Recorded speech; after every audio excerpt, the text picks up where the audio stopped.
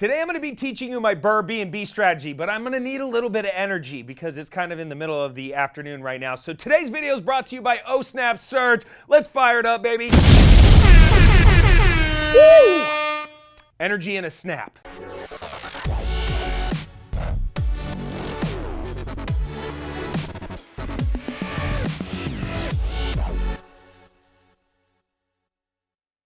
What's up, clever investors? Sperber back again. In today's training video, I'm going to teach you something super cool. It is my BRRRBNB strategy, otherwise known as the SPERBBNB.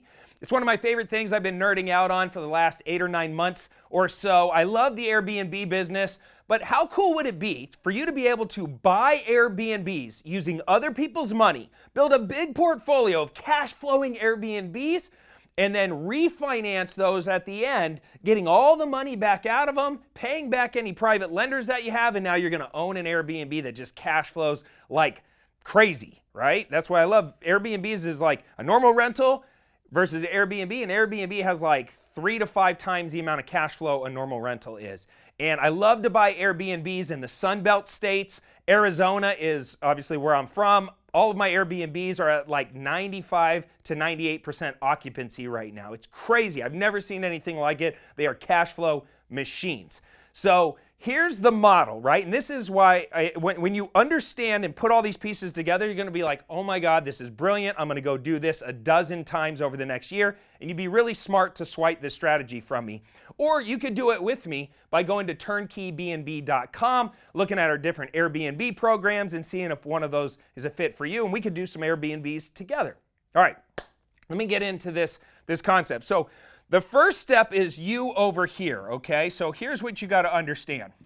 You're over here, and maybe you have money, maybe you don't. If you have money, then you don't have to go to a private money lender.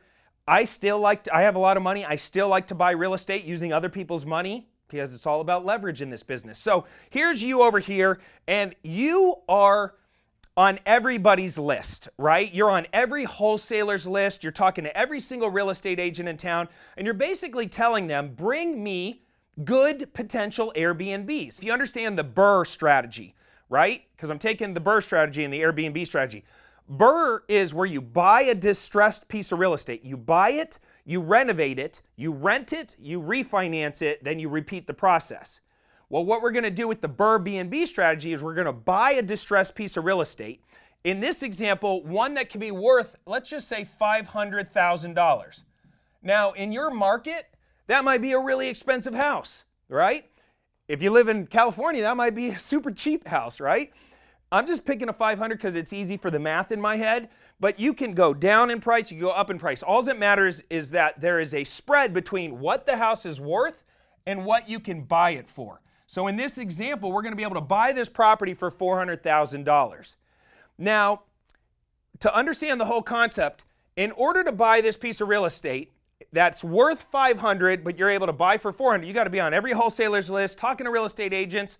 You got to have a general contractor on your team, and those are the pieces, right? So as all these deals come across your desk, you're going to evaluate them. You're going to find ones with a good spread that would be a good Airbnb. Maybe it's near a college or a place where a lot of people vacation. Here in Arizona, there's like a lot of people come here to play golf, or snowbirds come here in the winter. And so I see these deals come across my desk all the time. So we're now seeing these deals, we're evaluating, we find one. At the same exact time, we're going to go and start working our financial friends. These are potential private money lenders, people that have lazy money just not being put to use properly. Maybe they're scared of the stock market. Maybe it's grandma and she's got some mattress money. And we need to find somebody, in this example, somebody with, let's say, a financial friend is over here, okay? And right now they're unhappy. They're very sad. They're like, my money not making me any money. Anyways, look, the financial friend's not happy right now. And so what we're going to do is we're going to find somebody with 150K sitting over on the sidelines. And we're like, hey, let's turn that frown upside down, buddy. Give me that 150, okay? And within 4 months, I'm going to give you the 150 back. And we're going to own an Airbnb together, because I'm going to take your $150,000. I'm going to buy this distressed piece of real estate. I'm going to fix it up. I'm going to furnish it. I'm going to list it on all the different vacation rental sites, and then I'm going to rate and term refinance it, getting our money back out of the deal and handing it back to you, at which point I will own 75% of the real estate, you will own 25%. That means you get 25% of the cash flow, you get 25% of the tax benefits, and I'm going to do 100% of the work. How's that sound? They're like, so let me get this straight. You're going to take my 150, it's going to be secured by real estate, so there's not a lot of risk.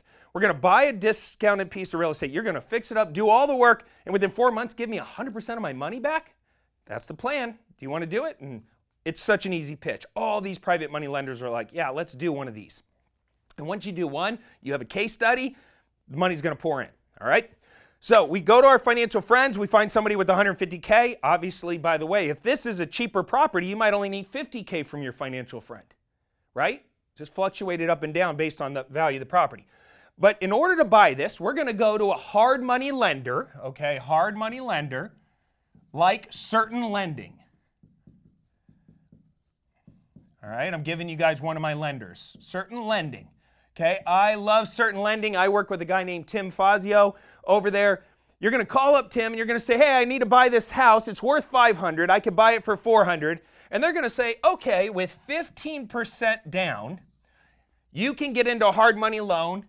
Okay, this is down payment, and we're going to give you like an 8% hard money loan, right? This is a 6-month loan, interest only, simple interest loan, but we need 15% down of $400,000, which is how much? For all you wizards at math, $60K. Okay, this is $60,000 down. So out of this 150, we're going to take $60K as the down payment to get into the hard money loan. So that means we still have, what is that, 40, we have 40, 50, we have 90K left. Okay, so 60K gets us into the hard money loan. We buy this property. And then what we're going to do is we're going to start the renovation. Okay, so step 1 is buy, 2 is renovate. Now, let's just say this property is going to take about 40K worth of work, okay? So we're going to go in there and turn it into a nice Airbnb rental grade remodel, right? There might be some themed walls, there might be like a really nice kitchen, really nice bathroom, whatever we got to do to get this property, whip it into shape. Let's say we put 40K into it. One of the things I like about Certain Lending is along this like month or 2 long month rehab process, if we show up to them with $20,000 in receipts or $30,000 in receipts, they're going to reimburse us the rehab, okay? Oh, by the way, I forgot one step.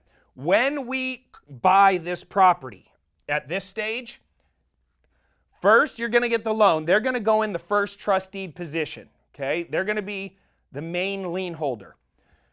This 150 is going to go into second. Okay, this is really important. I forgot this step. So you got to put your friend's, grandma's 150, it's got to go in a second lien. So first you're going to close the hard money loan, then you're going to lien the property with your private money lender's 150K loan.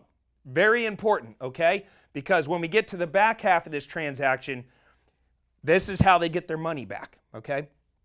So we use 60K to get into the deal. We still have some left. We're going to use 40K of it or so to actually start the renovation process. If we need to do any construction draws, we can pull it. We can show them our receipts. Certain Lending will give us more money. But basically, we have plenty of money to go and do this deal. We don't even really need 150K. So we're going to renovate it. Then we're going to, once renovation's done, we're going to furnish. Okay, we're going to furnish the property. I'm telling you right now, I can furnish an entire 3-bedroom and 2-bath house for under $8,000. How do I do that? Furniture auction websites. I have my designer who maybe charges me, $2,000 or $3,000 to go set up a house. She just sits there all day long buying beds and dressers and nightstands and rugs, and we have like a whole Airbnb checklist of all the materials from silverware to a coffee maker to everything that we need. We're buying on these auction websites. So if you really want to, you can kind of penny pinch here and furnish an Airbnb very, very affordably. All right, so now we're going to furnish it. We're going to use some of their money to do that, right? This working capital is going to help us do that. And then step 4 is the rate and term refi.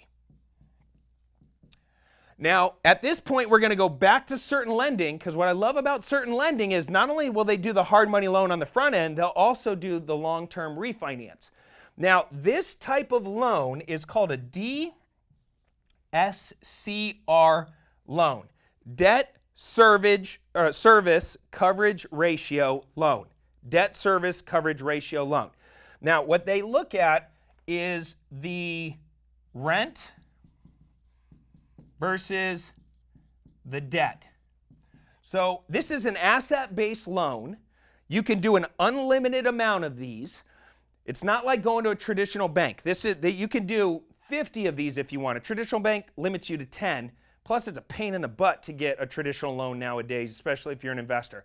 This, you can get an unlimited amount of them. Certain lending does these types of loans. You just go back to them and say, hey, I'm ready to do my rate and term refinance. They're going to look at the property. They're going to look at the rental rates. They're going to look at, what kind of debt you're going to have on it. And as long as that ratio is good, they're going to loan you the money. And I do 80-20 DSCR loans. Okay, right now they're at about 5 to 5.25%, somewhere in there. Unfortunately, rates have been going up. It is just what's happening in the market right now. I was 1 month ago, getting these in the mid-4s. So it's gone up almost half a point to a full point in one stinking month. Thanks, Putin. All right, anyways. So DSCR loan, certain lending, they're going to send out an appraiser. The appraiser is going to show up and say, dude, this house is probably worth $500,000 all day long, but you're also going to give them the list of all the repairs you made, the $40K worth of repairs. And they're going to go, this house has got to be worth at least $540 because it was worth $500. Now they put 40 into it. It's looking really, really good. This is a clean property, and they're going to appraise it for $540, maybe $550. Some of our appraisals right now are coming in at $575, $600 for this type of scenario. I see it all the time. Comps are very strong right now. Appraisers are giving very strong appraisals. So 80% of 550 is what? Math geniuses, what is it? 440K. So we're all in at 450, let's say, and certain lending is going to give us a loan for 440K. And the reason they're going to do that, this is not a cash out refi, this is a rate and term refi, because they're going to clear out whatever loan is over here. Okay? So they're going to clear out that second lien, and they're going to put their $440,000 loan, attach it to this property, which means we only have 10K or so trapped in the deal. Are you guys following along? So if 10K is trapped in the deal, the pitch to the investor is, hey, if during the refinance, if any money stays trapped in the deal, I will manage this property. By the way, and you're going to want to write this down, we use Red Awning to manage our properties. Okay, so we list all of our properties through Red Awning. They are the guest communication service, and they are awesome. They take 10%, and we love Red Awning. I know the owner. They're a phenomenal company to work with. They're a super host. We like Red Awning. And for these kind of bread and butter properties, Red Awning is perfect. If you're doing luxury Airbnbs, you might want to get a luxury Airbnb specialist, but for these type of deals, this is perfect. So Red Awning is going to take 10% for the management. By the way, fun pro tip for Airbnbs. I know this video is getting a little long, but I wanted to give you at least one super awesome pro tip. Red Awning does not do the turnover service. All they do is the guest communication. So they got hundreds and hundreds of VAs communicating with your guests 24 hours a day, making sure they check in and check out properly and they don't have any issues. They'll also notify repairmen if there's any repairs, and they'll also notify the maids that it's time to do the turnover. They don't manage the turnover, but they'll notify them. You can use a service like TurnoverBNB for the maids, but I like to make money on our maid service. So a pro tip is go hire and train some maids for your Airbnbs, negotiate with them that you'll pay them like say $50 per turnover, And then in the listing, you actually charge the guests like $200 per turnover for the guest services. So you can make $100 to $150 per turnover just by managing and running the maid service efficiently. No different than a apartment investor charging for parking spaces, right? Just another cool income stream in the Airbnb business. Adds an extra, $1,000 to $1,500 a month per Airbnb. It's a pretty good little profit hack. All right, so you're going to do this DSCR loan, use a company like Certain Lending. They're going to go out there and get an appraiser. 80-20, they're going to give you $440. My pitch to the investor is, unfortunately, in this scenario, we have $10K still trapped in the deal. Here's my deal with you. I will not make a single dollar. I will manage this, and all the fees will get paid. We'll do the turnovers, and all the profits are going to come to you until you get your $10,000 back, at which point in time I'll finally start taking my 75%, and you'll take your 25%. So your private money lender is jacked out of their mind. They want to do 3 more of these because if you think about it, they own 25%. If they do 4, they essentially own 1 Airbnb on their own that's fully managed by you, and they're getting all the profits, okay? But it's spread, the risk is spread out over 4 Airbnbs. So this is one of those programs, the BRRRBNB, that you can rinse and repeat over and over again, and as long as the market conditions stay the way they are, where the Airbnb industry has such high demand. Rates are still low enough to where you can create this massive cash flow gap. And there's so little inventory on the market that the appraisals are coming in high enough for you to be able to get all your money back with these rate and term refis and these 80-20 refis. And if you're in a really good financial position, maybe you want to do a 75-25 just to play it safe and lower your risk a little bit. As long as the math works out, now you understand the model. You have my connect over at Certain Lending. Now you just got to go out there and do it for yourself. What do you guys think? Do you guys like the BRRRBNB? I know I do. I've done about 30 of them in the last few months, and my plan is to do about 100 more of them. And now you can do it for yourself. If you like videos like this, you got something from this, drop me a comment down below. And just claim it, man. Claim it right now. How many BRRRBNBs are you going to go do? 5, 10, 20? Drop me a comment and let me know.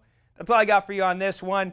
Till next time, I'm Cody Sperber, the Clever Investor, signing off. Take care, comb your hair, and we out.